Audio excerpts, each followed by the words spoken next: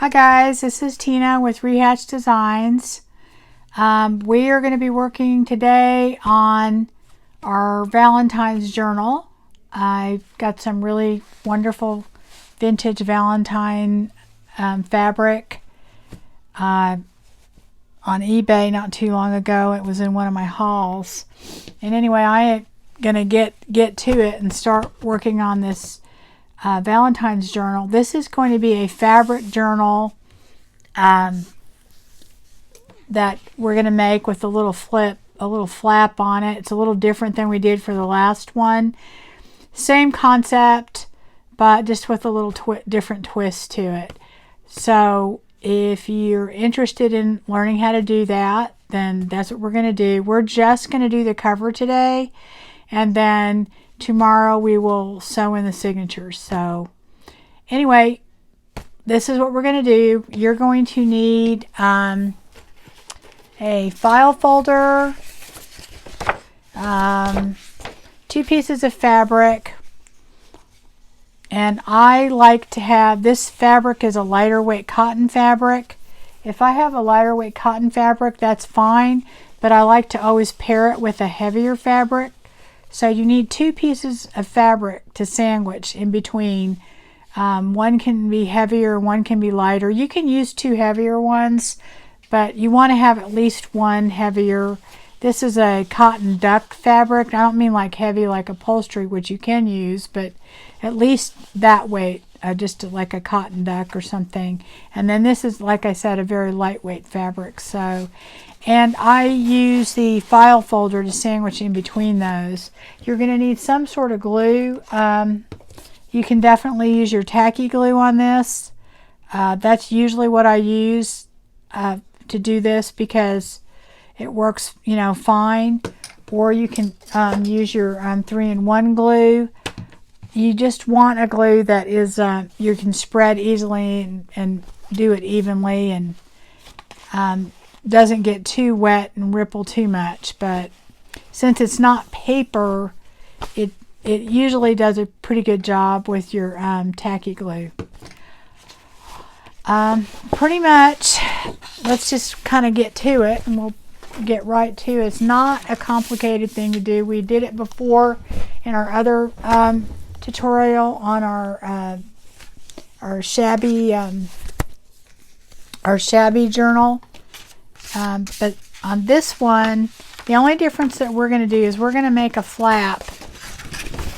It's basically going to fold over, and then we'll make a closure for it. So just kind of to kind of learn how to do it just a little bit different. The way that I do that is I take a file folder, and I usually use one that doesn't have the this cut. I can move it over here. This cut mark in the middle,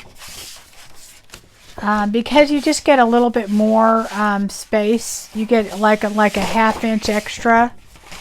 If you use one that is similar to this, where you've got this whole area here to work with, what you do is you cut your file folder. You cut it right to where this edge is right here. You make that straight. You cut that straight. I usually, what I do there is I just fold it in half and cut it on my trimmer, and it will trim it. And what you're trying to get to where you have a big square piece like this without the little edges. Okay? And that usually means you have to put it down right below. There's like this little part right here, right below there. Okay? Because you want to get that part off of there. And then you make sure you go right below there. So you're going to get the piece in between. And then that gives you, if you notice, from here to here. So you're not going to get this little top part right up here. That's going to be gone. So you're cutting that off. And then you're going from right here to here. Then you're going to have this whole portion in here. and I go all the way to the edge, because what you're trying to do is get a long enough piece that you can have your journal and a little extra to make the flap to go over. And you're using your file folder as a something to attach the two pieces of material to. There are other people that use different methods of doing this. This is how I do it, and I really like it because it gives it a little tiny bit of stiffness, but yet it's not super thick. So then you're going to have this area right here. So you're basically you're going to cut it from here to here. Okay? And just all the way across. Just all the way across. Okay? So then you get your big piece that you have left over like this. That's what's going to be left over. And then you're going to get your scoreboard out. And from here to here, you're going to go 6 1/2 inches. So you're going to score it right at 6 1/2 inches. Okay? You can make that 6 1/4 if you want. If you don't want as big a area off the side. If you don't want a quarter, if you don't want a 1/2 inch from here to here, if you just want a 1/4. I do it a 1/2 because I put a lot of things on the end of the journal and hanging over, and I like having a little extra room. Okay, so you're going to go 6 1/2 inches from here to here. You're going to score right there, and then you're going to go 1/2 inch from here to here, right? That's 1/2 inch. You're going to score. Then you're going to go 1/2 inch again, and then you're going to score, right? Then, so you have you're going a 1/2 inch and you're scoring, 1/2 inch and you're scoring, and then you're going to do it again. You're going to go from here, from your score line right here, you're going to go 6 1/2 inches. Okay? So from here, from your score line right here to here is another 6 1/2 inches. Okay? So that's going to be 6 1/2 inches. Then what you're going to do is you're going to go at the end of that 6 1/2, you're going to go out again another 1/2 inch and score it, 1/2 inch and score it, and then you're going to have left over, and this is going to vary depending upon what you cut out of your folder, but on average it's going to be right around 2 1/4 inches or whatever. This whole area right here is going to end up being your flap from here all the way to here. This 1/2 inch, this 1/2 inch, and then this 2 inches. So all of this together will be about 3 inches. So this is all going to be about 3 inches from here to here, from here to here, and then from here to here, that's 6 1/2 inches. And then this is going to be your spine, and your spine winds up being about 1 inch. So you're going to have a 1 inch spine, and then you're going to have, another 6 1/2 inches from your spine to the end. So that pretty much, and what's going to happen is when you're done with your journal, it's going to be not exact because it isn't a fabric, it's going to fold, but it will end up, what I always do is I take my very end of my first piece and I go right to the end of my 6 1/2 inches fold line before my flap area starts, before that 3 inches, and I make sure that those two meet. And then I take my bone folder, and so basically that meets that line. Let me do it. So that meets this line right here. That's before the 3 inches that's going to make your flap. So those two you're going to meet together. And then I just fold it, take my bone folder, and it doesn't really necessarily have to be a perfect crease, but you want to just make sure that that area that 6.5 inches is the same, and then the leftover area is going to end up being your spine. So now you have this area, and remember we scored it a half inch, and then you had another 2 inches. But this area is going to end up being the flap, so that your journal is actually going to fold over like that. It's going to have a little area right here. Now, I mean, you can leave it square on the ends, but I usually don't. What I do is I round it off. And the way that I do that is I will take just something that's not, depends on how round you want it, but I kind of like it. I mean, you can use something smaller like this, or you can go like this. It just depends on what you like, but you take that and you bring it, make sure one edge touches and then the other edge touches. And I can't see what I'm doing, but hopefully I've got it. Okay. And you basically just do that. And then you do that to the other side so it'll match. Again, I really can't see what I'm doing, so hold on.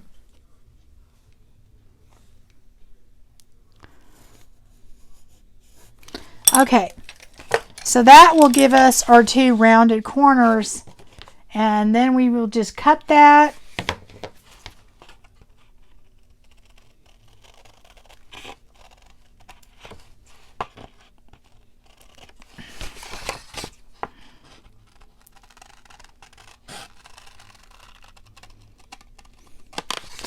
And so that is going to be the basis of our cover. That's going to be what we bind our fabric to. Okay? So then what we're going to do is we are going to loosely cut our fabric how we want it. We're going to decide what's going to be the inside, what's going to be the outside. This is the outside, and I'm going to, you want to pay attention to orientation, because if this fabric, actually I had a hard time figuring this out, but it's all over the place. There's no up or down or whatever. So you just kind of want to pay attention to how, like I would like to get all of this on there, all of this hard on there. So I'm going to try and get this on there this way. So I cut my piece bigger than what I actually needed. And, it doesn't have to be a lot bigger, just enough to where you have a little elbow room there. And then, like pay attention to what's going to be there. Like I really don't want to cut that off, so I'm going to probably bring that up a little bit, as much as I can, and still get my cover on there. All right. So then what I do at that point, I know that's where that's going to be. Of course, you're going to cut a piece for your inside, which I already did, and that's of course a little bit bigger. But okay, so you're going to want to go ahead, and this is our outside, so we're going to go ahead and start gluing it down. And I just basically, what I do is I take a little of it and, I've kind of got it where I want it. I fold some of it back. Here, I'm going to take my little glue mat thing and see if I can get that to keep me from making a huge mess. So, because I know that I will do that. Let me get my glass mat out here. Okay. So I'm going to use my 3-in-1 glue, but I mean, honestly, you can use your tacky glue if you like. Let me do that. Here we go. And I always make sure that I get close to the ends, because you want to make sure you get your ends well. Now I am going to sew and stitch around the ends of this journal, but that is not necessary to do that. You know, that's something is up to you, but if you do not stitch around it, you want to definitely make sure that you get your ends really well so that they don't come apart. And then make sure you get enough in the middle and that you don't leave big gaps without any glue. And what I always do is I have my little, I call it a spatula, but I think what it is to put a mask, being able to put a facial mask on. But what's really good about this is it spreads your glue out, okay? Make sure I get it all the way to the ends, and that's why I like using my glass mat. And then you're going to place it down. Get it where you want it.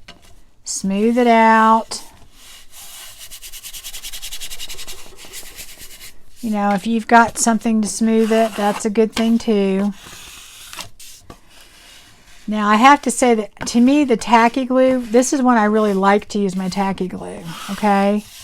I'm just not doing it here because this is faster for me. This dries faster, the 3-in-1, so for a tutorial purpose, you know, I use it for that. But otherwise, I probably would use my tacky glue. Okay, so that little portion's done. So then I'll take this part that's not glued down. Pretty much I just work my way across is what I'm doing. Move that down. And then we keep gluing. Make sure you get the ends. Now that's another thing. When you use your tacky glue, it gives you, it stays wet long enough that you could do the whole thing if you wanted to and not have a problem with it. I normally don't anyway, because to me it's a little bit easier to keep from putting it on crooked if you just do it a section at a time. So we'll just put that all the way across, make sure we have plenty of glue, because you don't want pieces, you know, kind of coming off later. You want to have enough to where there's not spots that don't have any glue. So then I take my handy dandy little spreader thing. I make sure I get all the way on the ends, get all the spots in there. And that's why I really like using this for that reason, especially with this 3-in-1 or fabric tack, because that stuff is really hard to handle because it gets very, very sticky. Okay, so then I'm going to put that down, smooth everything out, make sure this helps spread the glue out too. And then I saw one person, I don't remember who it was, on YouTube that had bought the, you know, the little spatula thing, or those that you use, the spackling, I guess, in the paint department, you know, at the hardware store at Home Depot or Lowe's or whatever. And they use that, and I would imagine it would probably work just as well as this. So, but anyway, this helps get the glue all the way around too, and it helps you make sure you get your ends down. So you kind of want to, that's the important thing, making sure you get it all adhered. So then we just have this portion. So here we go.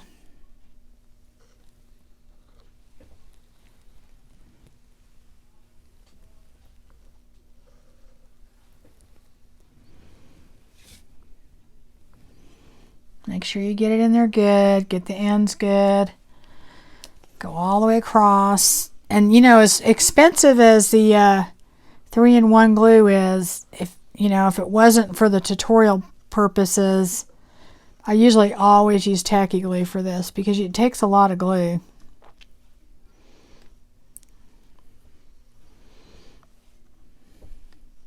But I wanted something that would dry quickly so we could get this part done.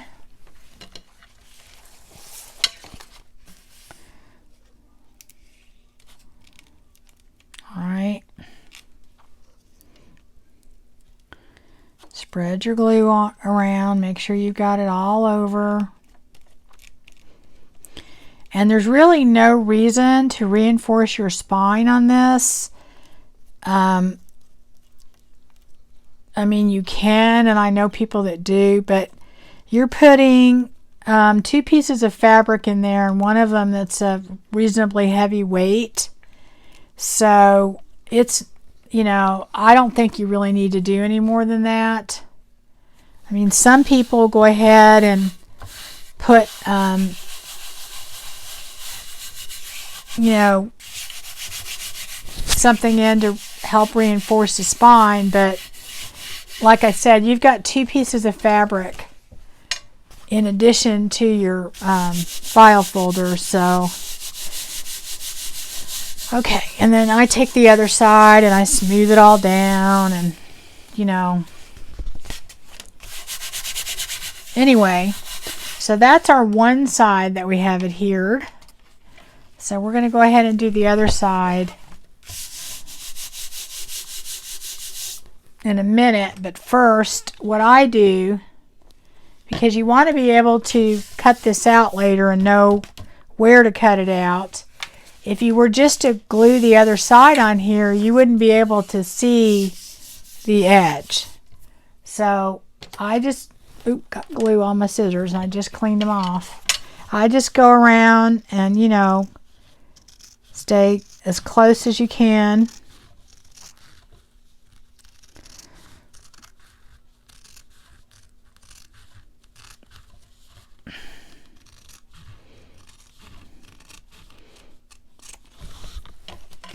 If you just sandwiched your other piece of material in there, you wouldn't be able to see your pattern. So you really have to kind of cut this out at this point. And that's why I didn't do it with the tacky glue, because it wouldn't be dry enough to handle it at this point. But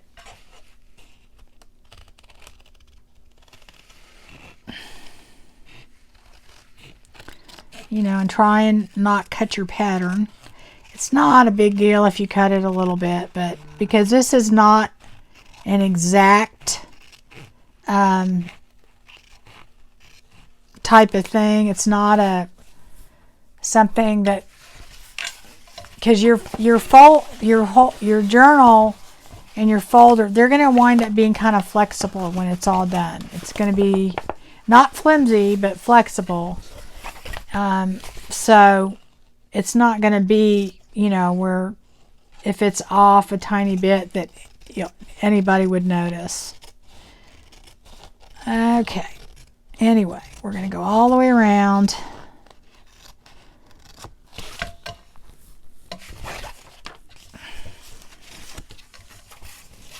Get this last piece. So I hope everybody has had a good day. This is in the evening for me. I'm getting ready to go to bed pretty soon. I've had kind of a busy day running errands all day because they're saying it's going to snow here. I don't know. Now they're saying maybe not. Who knows? And I didn't want to have to be running around. It doesn't really snow. It kind of sleets and ices, and it gets to be a mess, and nobody knows how to drive in it. So it's kind of a disaster here when it gets like that. So anyway, so that is what is going to look like. Like I said, this doesn't really have an orange. All these little hearts and things are all, they go all different ways on this thing. So anyway, I thought, okay, I'm going to go ahead and do that. So I think I did that. Yeah, that's how or did I do it backwards? Maybe I did. Oh well, like I said, it has no real orientation. They're going all over the place. So let's see, what was I going to do with that? Okay, so then what we're going to do is we're going to take our other fabric and do exactly the same thing that we did before. We're just going to go, you know, a little at a time. Let's see, I think this time I may use my tacky glue for that. Let's see if I have one that's already open, since I don't need to worry about it drying so quickly.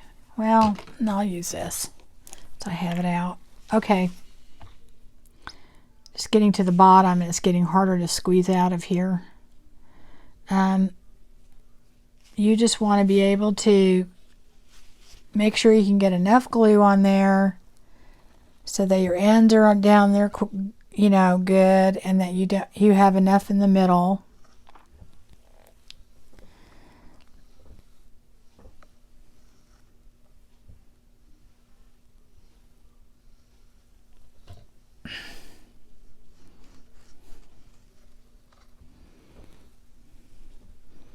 Yeah, it's getting harder to come out. Anyway, boy, this has a horrible smell too, let me tell you. Especially when you're using a bunch of it. Okay. Get that all in there good. Get the ends good. And we're doing the same thing that we did before. We're just kind of doing it section by section. And you would make sure you get your ends really good. Like I said, I'll be sewing around this, but okay, so that is going to go here. Oops, there we go. You do have a little time with your 3-in-1 glue, but not as much as you do with your tacky glue. So if you were to do something wrong, you know, you can take it off and put it back on. So that's another reason why the tacky glue is good to use, is it gives you a little bit of, you know, a little bit more flexibility. But you do have this. I could take this off right now and, you know, redo it if I needed to. But you don't have that long. Okay, we're going to do that. And like I said, you do not really have, I don't think you have to reinforce the spine on this, because this material is pretty thick, and then you've got other material, and on top of that you've got, you know, your file folder. So if you wanted to, you could put Tyvek, you know, right down here, you know, put about 3 inches across, you know, and you would put it like underneath here before you put your second piece in, or even your first, I guess. I don't do that. I just don't think it's really necessary, because I mean that you get a lot of people use just material to reinforce their spines to begin with, and in this situation you're putting 2 pieces of material in between the file folder. So I just don't think it would be necessary anyway. But like I said, that's up to you. If you feel more comfortable doing that, you can. You would just put it, this is your spine right here. You'd put your Tyvek there, and then, or duct tape, or whatever it is you want to do, and then you would cover it with your fabric.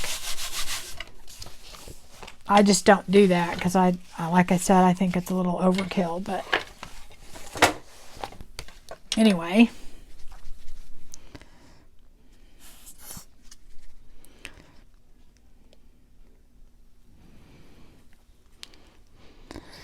now if you had 2 lighter weight fabrics in between, which I don't really recommend doing, I always try and have at least one heavier weight if I'm going to have a lighter weight fabric.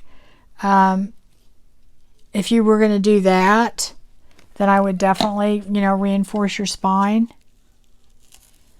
But in this case, I don't think that's necessary. All right, I think I got all that. Okay, so I think that is done, and I'm going to go across again Oops, I got a little wrinkle there. And that's another thing, you're trying to get all the wrinkles out if there's any in there. And then, oh, I got glue on there. Let me get that off. Get the glue off. Make sure all your ends are down good. Right?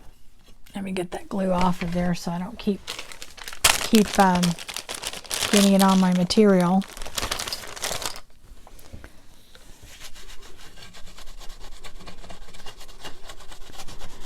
Yeah, get that off a little bit. Okay.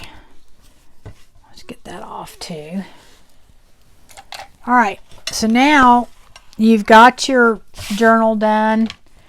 You've got, the reason you cut this out before is now you have an outline to cut out. Otherwise, you would have had, you know, 2 pieces of fabric going up here, and you would have had to kind of feel for where your pattern is.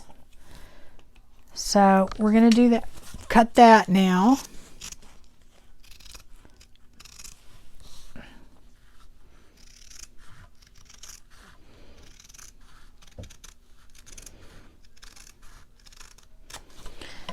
So anyway, I have had a running around kind of day, and those days always make me tired because it just seems like, I don't know, it always takes longer than what you think it's going to, and I don't know. I don't think I like running around that much, probably is what the deal is. So we'll see what it's going to be like the next couple of days. If it really is going to snow, I think at the least it'll be cold and rainy, so those will be good days to kind of hang out and do things at home, and of course to craft. It's always an excuse for me to come craft because I'll say, well, you know, it's too cold to do anything else.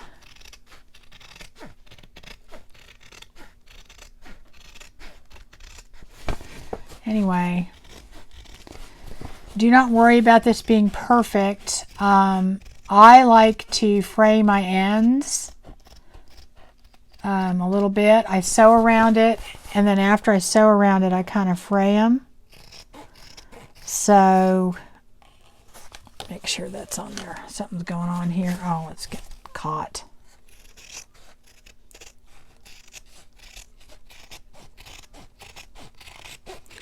So if it doesn't match up perfectly, it's not going to really matter because you won't be able to tell. Okay. Like this, looks like we got to cut that a little bit more.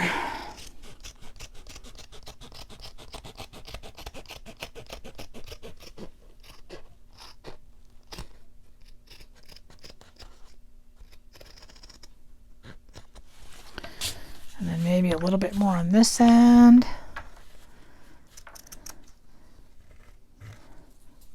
And that is pretty much it.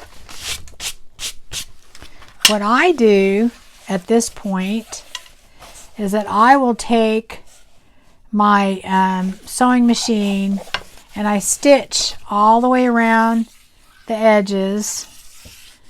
You know, I'll just do, usually I do a zigzag stitch. I go all the way around the edges, and then that kind of makes sure that it's all together. And that's the only extra thing that I do. I don't really do anything else. So pretty much that's it as far as getting our cover, you know, the way, getting it to where we want to, you know, are getting ready to, you know, sew in our signature. That's the only other thing that I would do. And then, like I said, that's totally optional. You don't have to do that. Sew all the way around, probably get all your glue off of there, but that's it. And you'll see as we finish the journal how we put a closure on here. I mean, I don't do that usually till later, but usually what I'll do is I'll put some sort of a either a, you know, a button or a tie or something. A lot of times all I do is I'll just tie, you know, put a tie around it. You could, if you wanted to, put something in here prior to putting your inside cover in, you know, like a ribbon or something, so that way it could it can close with that. But usually what I do is I just add something to this end here, and then it wraps around, and I put like a button or something. So I'll sew this part in later. Anyway, so that's it as far as doing that portion of it. So when I come back, I'll have it sewn around, and then we can go ahead and sew in the signatures. So anyway, thanks for joining me, and if you got some value out of this, just please like and subscribe. Thank you.